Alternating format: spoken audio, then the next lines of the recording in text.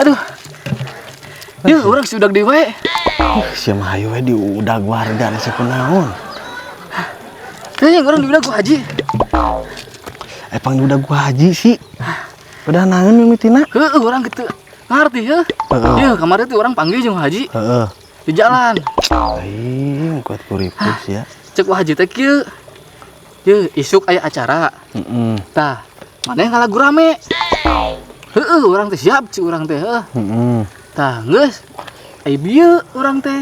Ka imahna. Aing teh geus ngalagu rame nepi ka jojogedan aing. Ya Allah ya Rabbi. Kurang rame kumaha aing. Eta karena teh sabet aing geura. Ku aing ge disabet sih anjing.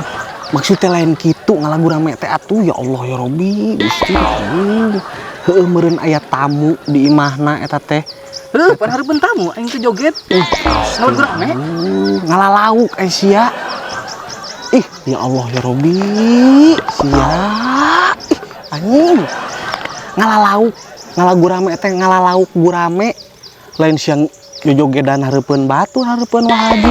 Pantes rek disabet geus teh. Ih, Gusti, nu agung sia. Terus enak kumaha eta? Teuing. Gusti nu agung aing. Geus diramekeun ke urang kalah deui wae. Heuh, sia salah tuh da lain. Ya Allah ya Robbi. Heuh sih hampir mirip ngalagu rame. Disebut salah henteu da. Ngalalauk maksudnya ngalalauk. Ngalauk.